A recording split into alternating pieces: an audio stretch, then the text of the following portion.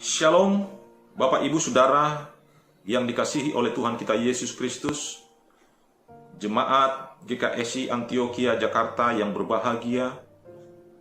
Kembali kita bertemu di dalam kebaktian jarak jauh yang kita lakukan di dalam rumah kita masing-masing. Kita semua percaya bahwa semua ini tidak mengurangi iman kita kepada Tuhan, untuk memuji Tuhan dan untuk memuliakan namanya. Sebelum kita mendengarkan kebenaran firman Tuhan, terlebih dahulu mari kita bersatu di dalam doa. Bapa di surga, saat ini kami akan membaca dan merenungkan kebenaran firman-Mu. Kami mohon Roh Kudus memimpin kami di dalam pembacaan dan perenungan firman-Mu, membuka hati, membuka pikiran kami, dan memberikan kami pengertian. Berfirmanlah kepada kami ya Bapa di surga, karena kami telah siap untuk mendengarkannya. Di dalam nama Tuhan kami Yesus Kristus, kami sudah berdoa dan memohon kepada Bapa di surga. Haleluya. Amin.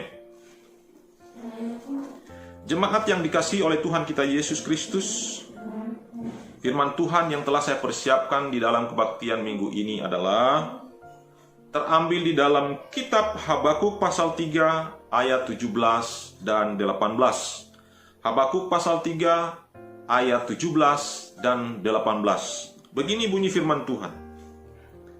Sekalipun pohon ara tidak berbunga, pohon anggur tidak berbuah, hasil pohon zaitun mengecewakan. Sekalipun ladang-ladang tidak menghasilkan bahan makanan, kambing domba terhalau dari kurungan, dan tidak ada lembu sapi dalam kandang, namun aku akan bersorak-sorak di dalam Tuhan, beria-ria di dalam Allah yang menyelamatkan aku. Terpujilah Tuhan kita Yesus Kristus. Yang berbahagia adalah kita yang merenungkan kebenaran firman Tuhan dan yang memeliharanya di dalam kehidupan kita hari lepas hari. Bapak, Ibu, dan Saudara yang dikasihi oleh Tuhan kita Yesus Kristus, tema firman Tuhan kepada kita hari ini adalah tenang menghadapi masa kesusahan. Sekali lagi, tenang menghadapi masa kesusahan. Bapak, Ibu, dan Saudara yang dikasihi oleh Tuhan kita Yesus Kristus, apa yang sudah kita bacakan tadi adalah satu ungkapan iman, satu ungkapan yang luar biasa yang keluar dari mulut seorang hamba Tuhan yang bernama Habakuk. Habakuk adalah seorang nabi, seorang hamba Tuhan yang melayani di Yehuda, yaitu pada waktu Yehuda dipimpin oleh Raja Yoyakim. Bapak, Ibu, Saudara yang dikasihi oleh Tuhan kita Yesus Kristus, Raja Yoyakim adalah seorang raja yang hidup tidak benar di hadapan Tuhan. Dia adalah raja yang melakukan penindasan terhadap warganya. Dia adalah raja yang sangat lalim, raja yang mengambil keuntungan kepada rakyatnya. Dia memeras rakyatnya bersama dengan bawahannya. Rakyatnya menjadi bulan-bulanan mereka, dan rakyatnya sangat menderita. Habakuk yang adalah seorang nabi, seorang hamba Tuhan, memperhatikan semua apa yang terjadi di kerajaan Yehuda. Dan Bapak, Ibu, Saudara yang dikasihi Tuhan, Habakuk sangat prihatin melihat keadaan itu. Habakuk ingin menangis melihat keadaan itu, karena dia melihat rakyat Yehuda, orang-orang Yehuda, ditindas sendiri oleh bangsanya. Bapak, Ibu, Saudara yang dikasihi Tuhan, maka apa yang dia lihat itu, dia sampaikan kepada Tuhan. Sebagai seorang hamba Tuhan yang bertanggung jawab, dia berseru kepada Tuhan. Dia meminta kepada Tuhan untuk memperhatikan orang-orang Yehuda pada saat itu. Bapak, Ibu, Saudara yang dikasihi oleh Tuhan kita Yesus Kristus, Habakuk berkeluh kesah kepada Tuhan. Dia menyampaikan keluh kesahnya kepada Tuhan, dan dia berkata, di pasal 1, berapa lama lagi Tuhan aku teriak kepadamu, tetapi tidak engkau dengar. Habakuk pada saat ini dia melihat bahwa ada sesuatu yang terjadi kepada orang Yehuda. Tetapi dia melihat kenapa kok Tuhan seolah-olah membiarkan semuanya ini terjadi. Kenapa kok Tuhan seolah-olah membiarkan orang-orang Yehuda dizalimi oleh pemimpinnya sendiri.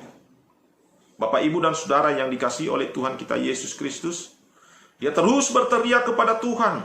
Setiap hari dia berseru kepada Tuhan supaya Tuhan memperhatikan nasib orang-orang Yahudi pada saat itu, Yehuda pada saat itu. Tetapi Bapak, Ibu, Saudara yang dikasihi Tuhan, apakah Tuhan tidak mendengar? Apakah Tuhan tidak tahu? Atau apakah Tuhan menutup mata? Sebetulnya tidak seperti itu. Apa yang disampaikan oleh Habakuk, keluh kesah yang disampaikan oleh Habakuk pada saat itu, Tuhan menjawabnya. Nah, bagaimana jawaban Tuhan terhadap keluh kesah Habakuk pada hari itu? Tuhan membangkitkan orang-orang Kasdim atau kerajaan Babilonia untuk memerangi kerajaan Yehuda. Bapak, Ibu, Saudara, tahukah Saudara orang-orang Kasdim itu seperti apa? Orang-orang Kasdim adalah orang-orang yang tidak mengenal Tuhan. Orang-orang yang tidak percaya kepada Tuhan. Orang-orang yang sangat beringas ketika mereka berada di dalam medan peperangan. Dan hari itu Tuhan bangkitkan mereka untuk menindas, untuk menghukum Yehuda karena pemerintahan Yoyakim yang lalim.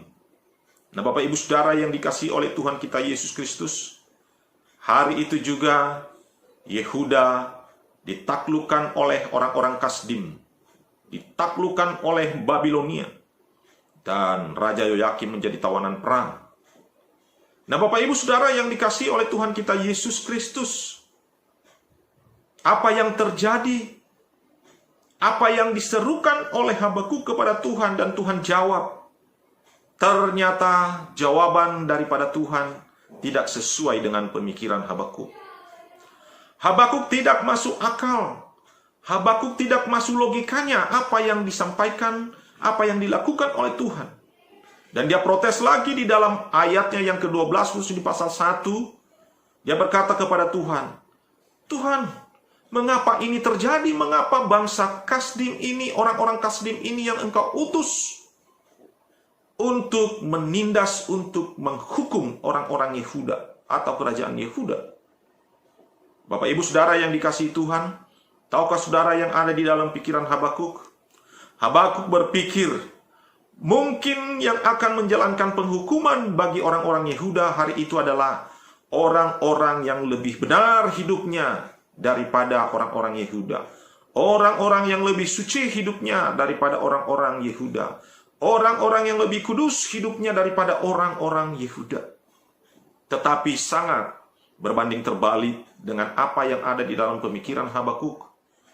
Tuhan justru sebaliknya membangkitkan orang fasik, orang yang tidak mengenal Tuhan sama sekali, dan dibangkitkannya untuk menghukum, menjalankan penghukuman kepada kerajaan Yehuda yang dipimpin oleh Yoyakim. Nah, Bapak, Ibu, Saudara yang dikasihi oleh Tuhan kita Yesus Kristus, ternyata sampai di sini Habakuk tidak memahami apa yang ada di dalam pemikiran Tuhan. Dia tidak memahami apa yang ada di dalam hatinya Tuhan. Dia tidak memahami jalan-jalan Tuhan bekerja. Bapak, Ibu, Saudara yang dikasihi oleh Tuhan, di sini kita melihat ada satu kebenaran yang kita lihat, yaitu bahwa apa? Orang-orang benar tidak pernah dipersiapkan Tuhan untuk menghukum orang-orang yang bersalah. Orang-orang suci, orang-orang kudus tidak pernah dipersiapkan oleh Tuhan untuk menjalankan penghukumannya kepada orang-orang yang melawan Tuhan. Dan terbukti hari itu Habakuk tidak menerima karena dia merasa bahwa orang fasik, yaitu orang-orang Kasdim itu, tidak berhak menjalankan penghukuman Tuhan. Tetapi apa yang ada di dalam pikiran Tuhan berbeda dengan pikiran manusia. Nah, Bapak Ibu Saudara yang dikasihi oleh Tuhan kita Yesus Kristus, lalu di tengah ketidakpahaman Habakuk terhadap pemikiran Tuhan, Tuhan membuka pemikirannya bahwa sesungguhnya orang-orang Kasdim itu tidak menjalankan hukuman itu lalu dibiarkan oleh Tuhan. Tetapi orang-orang Kasdim itu dihukum oleh Tuhan, dan hukumannya jauh lebih mengerikan, jauh lebih dahsyat dibanding dengan apa yang mereka lakukan kepada orang-orang Yehuda pada saat itu. Nah, Bapak Ibu Saudara yang dikasihi oleh Tuhan kita Yesus Kristus, sampai pada titik itu barulah Habakuk menyadari bahwa sesungguhnya pemikirannya itu adalah pemikiran manusia yang sangat terbatas. Yang sesungguhnya apa yang menjadi pemikiran Tuhan dia tidak bisa selami. Dan ketika itu juga dia sadar bahwa jalan-jalan Tuhan, cara-cara Tuhan bekerja sangat jauh sempurna dari pemikiran-pemikiran yang dipikirkan oleh Habakuk. Dan pada saat itu juga dia berkata kepadanya, Tuhan, sekalipun pohon ara tidak berbunga, pohon anggur tidak berbuah, hasil pohon zaitun mengecewakan, sekalipun ladang-ladang tidak menghasilkan bahan makanan, kambing domba terhalau dari kurungan, dan tidak ada lembu sapi dalam kandang, namun aku akan bersorak-sorak di dalam Tuhan, beria-ria di dalam Allah yang menyelamatkan aku. Habakuk tersadar sebetulnya apa yang dijalankan Tuhan atas penghukuman orang-orang Yehuda pada saat itu adalah sesuai dengan cara Tuhan tersendiri. Nah, perhatikan baik-baik Bapak Ibu Saudara yang dikasihi Tuhan, bahwa kesadaran kita, pemahaman kita akan jalan-jalan Tuhan, akan pemikiran Tuhan, maka membuat kita boleh mengerti, memahami apa sesungguhnya yang Tuhan telah lakukan. Memahami cara kerja Tuhan akan membantu kita boleh tenang di dalam menghadapi situasi yang sulit sekalipun. Pemahaman kita akan pemikiran Tuhan, akan jalan-jalan pikiran Tuhan, maka kita boleh tenang menghadapi hari kesukaran, hari kesulitan. Bapak Ibu Saudara yang dikasihi oleh Tuhan kita Yesus Kristus, maka kita boleh berkata seperti Habakuk, sekalipun hari ini aku tidak bisa berbuat apa-apa, tetapi aku tetap bersorak-sorak di dalam Tuhan. Aku tetap beria-ria karena Engkau telah menyelamatkan nyawaku. Bapak Ibu Saudara yang dikasihi oleh Tuhan kita Yesus Kristus, konteks Habakuk ini mungkin sangat jauh berbeda dengan konteks yang kita alami pada hari ini. Tetapi dari sisi penderitaan kita melihat ada sedikit kesamaannya. Bapak Ibu Saudara yang dikasihi oleh Tuhan kita Yesus Kristus, hari ini kita berada di dalam suatu keadaan yang sulit. Bahkan saya berkata adalah situasi ini adalah situasi tersulit yang pernah kita alami sepanjang kehidupan kita. Hari ini kita ada di rumah, hampir 3 bulan lamanya kita berada di rumah. Kita tidak bisa bekerja, kita tidak bisa beraktivitas, kita tidak bisa menghasilkan uang, tidak bisa berusaha, bahkan ibadah pun kita harus ada di rumah kita masing-masing. Kita tidak bisa berkumpul dengan saudara-saudara kita yang lain.